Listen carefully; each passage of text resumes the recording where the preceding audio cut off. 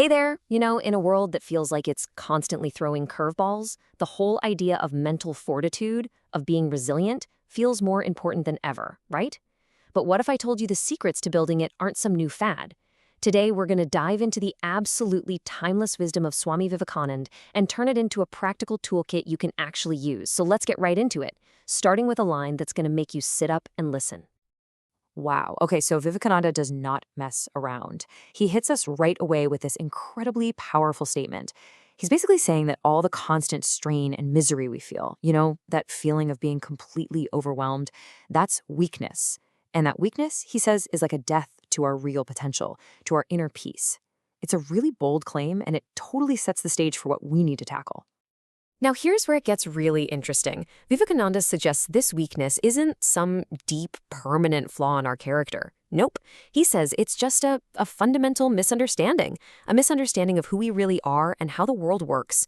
And that's a total game changer. It means our weakness isn't some life sentence we have to serve. It's just a mix-up that we can actually correct. Okay, so if we're going to fix this misunderstanding, we first have to figure out what the problem is, right? Where does all this stress and misery actually come from? Well, the first part of the answer lies in something we all deal with every single day, our attachments. And here is the central paradox. Vivekananda points out that the very things that make us happy, our friends, our family, our career, our big wins, they're the exact same things that cause our suffering. And you have to ask why. Well, it's because we cling to them. We get so attached, and that attachment becomes the root of both our greatest joys and our deepest fears. This chart just lays it out so perfectly. It's like a two-sided coin you can't escape. Think about it. The love we have for our people is amazing, but it comes packaged with this deep, nagging fear of losing them. Our accomplishments, they make us proud for sure, but they also bring this constant anxiety, the strain to keep it up or do even better. And our stuff, our possessions, they give us comfort, but they also just feed this engine of constant wanting. It's a cycle, and it pretty much guarantees we're never really truly at peace. So let's peel back another layer of the diagnosis. It's not just attachment. There's a specific mindset that kind of poisons our interactions and keeps us feeling weak. He calls it the mindset of the traitor. Man, his language is just so direct. He says we go through life acting like traitors or even beggars. We do things, but we always want something back. We give love, but, we expect to get it in return. We do something good, but we want the credit. We do our job, but we demand a very specific outcome. We are pretty much always asking, so what's in it for me? And here's the consequence of that, the real kicker. What happens when your whole life is just one big transaction? You live in a state of constant anxiety. It's like being a trader glued to the stock market ticker. You're always on edge, waiting for the deal to go south, for the other person to let you down, for that blow to come. This mindset makes real mental peace basically impossible. Okay, so we've diagnosed the problem. A life built on attachment and transactions leads to weakness and misery. Got it. Now, let's pivot to the solution. And it's less about doing something and more about realizing something absolutely profound about who you really are. To get this across, Vivekananda tells this amazing story. Just picture this. A little lion cub gets separated from its parents and ends up being raised by a flock of sheep. It grows up completely surrounded by them, learning everything they do. So this lion, it doesn't roar, it bleats. It doesn't hunt, it eats grass. It lives in constant fear and timidity, just like all the sheep around it. It has the physical body of a lion, but inside, it has the mind of a sheep. It's totally, completely ignorant of the immense power that's just lying dormant inside it. And this, Vivekananda says, is basically us. And then, everything changes. A huge, wild lion finds this flock. But instead of attacking, it singles out our sheep lion, grabs it, and drags it over to a calm lake. It forces the confused lion to look down at the water and see two reflections side by side, the reflection of a true, powerful lion and its own. In that single instant, the world shifts. Seeing its true reflection, the lion finally gets it. The delusion just shatters, and what comes out of its throat isn't a bleat anymore. It's a mighty roar. That false, weak identity is just gone, replaced by the truth of its powerful nature. And that's the whole point of the story, brought right back to you and me. All our feelings of weakness, our fear, our misery, that's just the bleeding. It comes from a case of mistaken identity.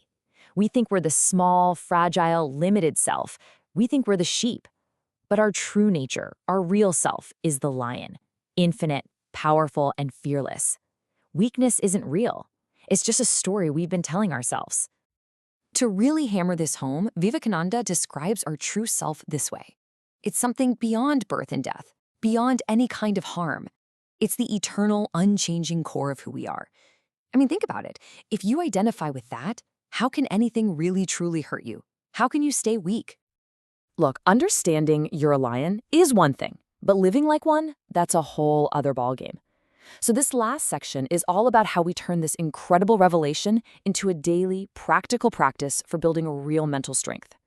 So we can boil all this wisdom down into 3 simple, actionable steps. First, we're going to practice conscious detachment. Second, we'll actively shift our mindset from being a trader to being a giver. And third, we're going to constantly remind ourselves of our infinite, lion-like nature. Let's break them down one by one. All right, step 1, conscious detachment. Now, this doesn't mean being cold or not caring. It's actually the opposite. It means you dive into life completely. You love deeply, you work with passion, but you see it all as a beautiful picture you get to witness and enjoy, not something you have to possess and control. So enjoy it all, 100%, but without that desperate need to own it. And at the end of the day, just practice mentally letting it all go. Step 2 is a total mental revolution. Shift from being a trader to being a giver. When you do something, do it for its own sake, not for what you'll get out of it. Love just for the sake of loving. Work for the love of the work. This shatters the cycle of anxiety because you're no longer waiting for a return on your investment. You take your power back when you realize your true position is one of strength, the giver, not one of weakness, the beggar. And finally, step 3. This is your go-to mental exercise.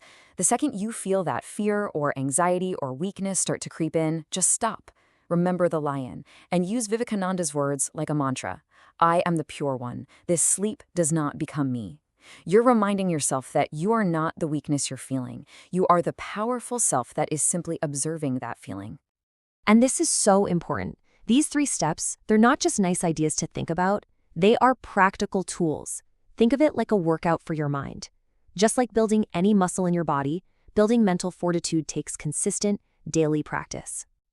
And this is your call to action. It's an urgent call to not just passively absorb this, but to actively start the work. Don't let that delusion of weakness pull you back into sleep. The goal here is to realize and then express the incredible strength you already have inside. Just let that sink in for a second. According to this way of thinking, you are not some small isolated person fighting against the world. You are a part of the universe itself. All of its power, all of its resilience, that's already yours. It's your birthright. So the only question left isn't if you have this strength, it's how are you going to choose to use it, starting right now, today, in the very next thing that you do. How are you going to let that lion roar?